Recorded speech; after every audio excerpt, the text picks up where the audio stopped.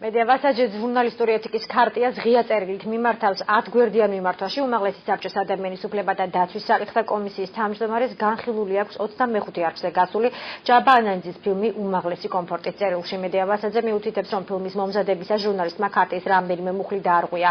მიმართვის ბოლოს დეპუტატი აცხადებს, რომ ჯაბა ანანძის მომზადებული ფილმი წინა საარჩევნოდ კონკრეტული ძალების მიერ შეკვეთილი და კოალიციის დისკრედიტაციისთვის იყო მიმართული. ჟურნალისტი ჯაბა ანანძე აპირებს, რომ ამ ბრალდებისთვის მედია სასამართლოში უჩივლოს. მისი განცხადებით, ფილმის მომზადებისას ჟურნალისტური ეთიკის ნორმები არ დაურღვევია. ქარტიაში აცხადებენ, რომ დეპუტატის წერილს მიღებისთანავე განიხილავენ, თუმცა ნათია კუპრაშვილის თქმით, ეს წერილი მედია ვასაძეს პასუხისმგებლობისგან არ ათავისუფლებს.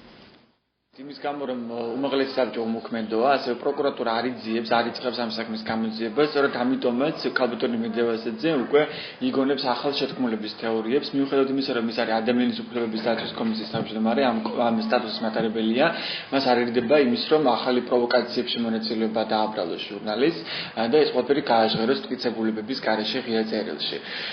ჩემთვის ეს წერილი უფრო არის ფილმის განხილვა თავის სუბიექტური მოსაზრებებით და არა კონკრეტულ ფაქტობრივ უზუსტობებზე გამოხმაურება. თუ ჩაწვლის ჟურნალისტური ეთიკის ქარტა რომ განიხილოს ეს წერილი, მე მზად ვარ უპასუხო ყველა შეკითხვას.